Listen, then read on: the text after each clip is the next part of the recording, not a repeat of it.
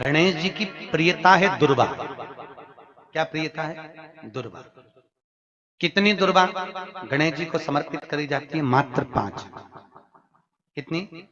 आज के जमाने में लोग गट्ठा बनाकर चढ़ा दें, वो अपनी जगह पर 5 दुर्वा पंचम इंद्रियों को वश में करने के लिए, और भगवान के 5 जो स्वरूप हैं उनको अपने भीतर उतारने के लिए पंच दुर्वा। और दुर्वा में भी 3 गांठ। जब दुर्वा समर्पित करी जाती है तो उसमें नीचे दुर्वा की डंडी पर गांठ रहती है, 3 छोटी छोटी गांठें होना चाहिए। कितनी गांठ? जो भगवान को समर्पित करी जाए। जिस लड़के और लड़की का विवाह नहीं होता, भगवान गणेश जी मैया को प्रसन्न करने के लिए 8 रूप में धारण करते हैं। 8 रूप भगवान गणेश जी ने धारण किए। एक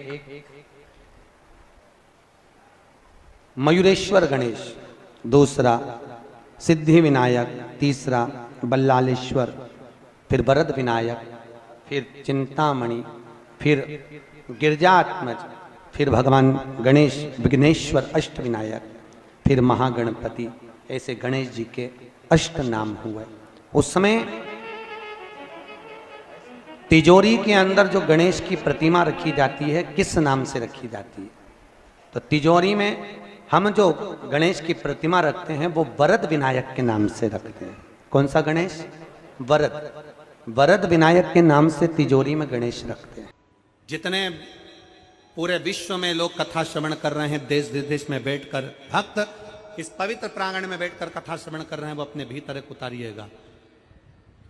पुरुष और स्त्री में एक अंतर है।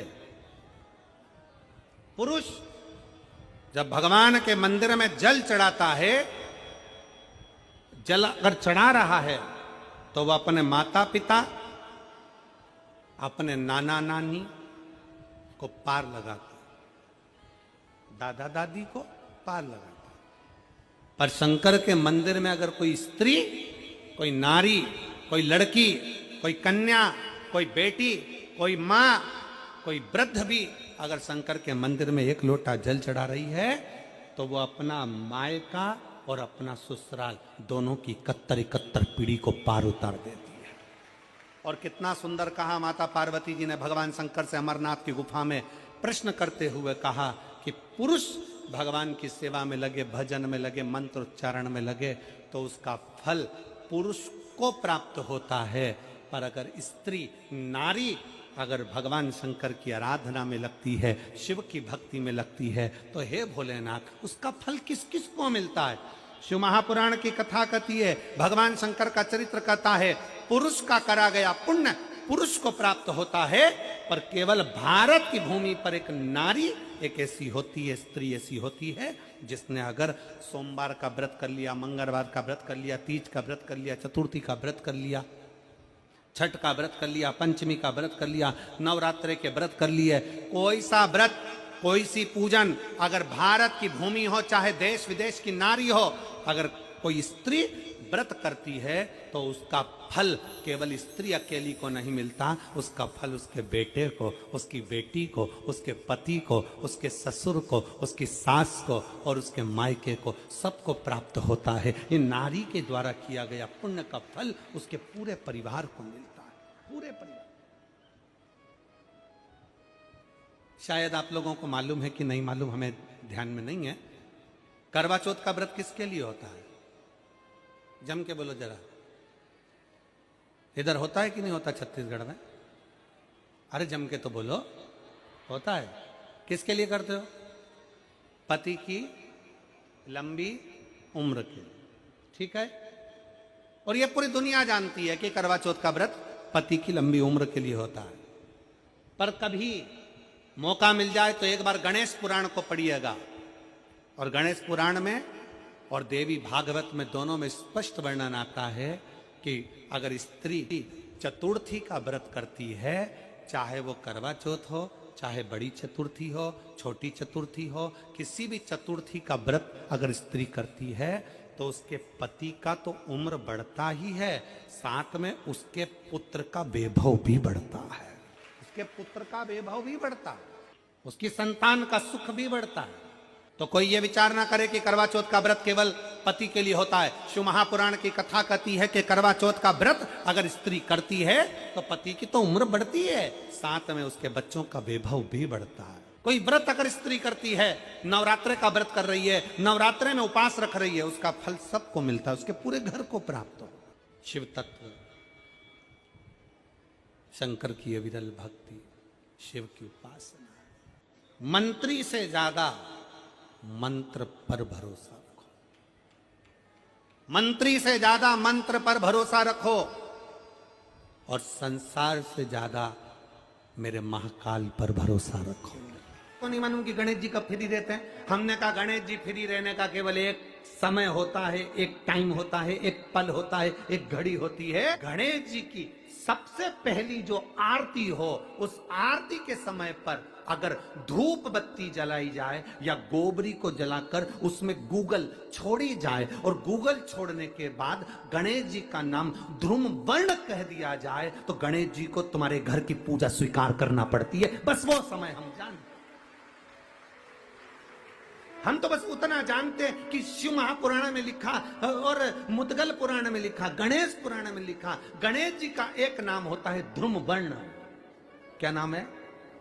ध्रुम वर्ण गणेश जी का एक नाम होता है। जब हम धूप जलाकर और धूप लगाने के बाद में गणेश जी की सबसे पहली आरती करने के पहले अगर हम सबसे पहली आरती गणेश जी की कर रहे हो, अपने घर में स्थापना कर रहे हो, बिठा रहे हो, और तुम चाहते हो कि गणेश जी मेरे घर में आके मेरी पूजा को स्वीकार करें और जो मांगू मेरा गणेश मुझे दे 10 दिन के अंदर, तो पहला नाम लेकर पुकार लेना ध्रुम वर्ण विनायक, बैठो, बस काम हो गया। वो फ्री होकर आता, वो बैठता, अलमस्तता में बैठता।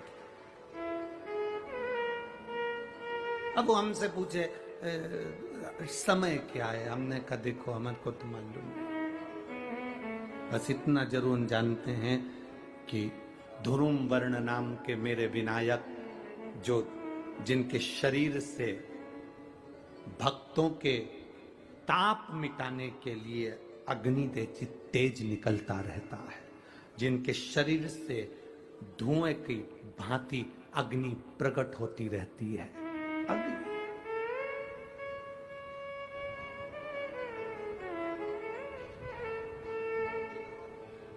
हम तो उनको पहचानते हैं जो दुनिया के ताप मिटाने के लिए प्रगटा, उनके शरीर से अग्नि धुआं तेज पुंज प्रकट हुआ। वो ध्रुम वर्ण विनायक साधारण, उसका केवल नाम उच्चारण कर कर भी अगर विराजित किया जाए, वो आया स्वीकार करेगा।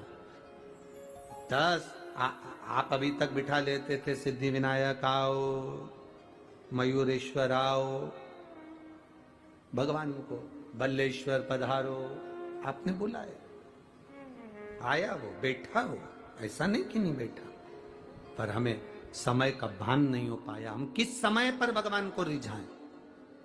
परमात्मा को रिझाने का कोई समय होता है? भगवान को तो जब तुम्हारी मर्जी पड़ जाए, जब तुम्हारा दिल कर जाए, तब मेरे भगवान को रिझाने का प्रयास करो, वो तुम्हारे करीब में आकर बैठ जाएगा। जब तुम्हारा मन पड़े, जब तुम्हारी मर्जी पड़े।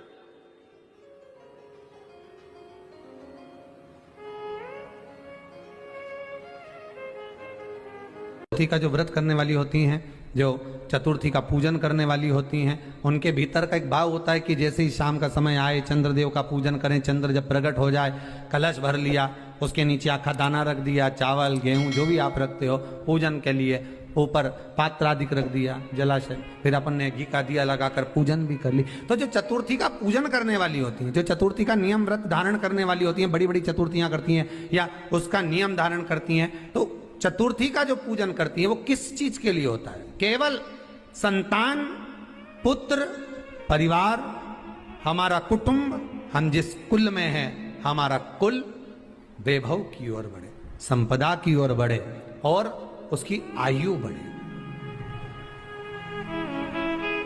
उसकी आयु बढ़े, वैभव बढ़े।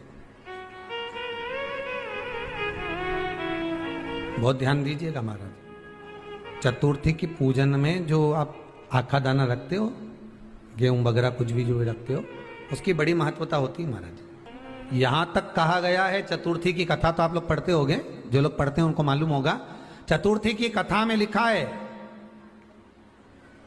चौथ माता के व्रत में वर्णन किया गया है कि वो आखा दाना जो रखा जाता है, मान लो कोई जरूरी काम होता है तभी आखा दाना को रखा जाता है, संभाल के रखते हैं कि हम इस काम के लिए जा रहे हैं और हमारा ये कार्य सफल होना चाहिए।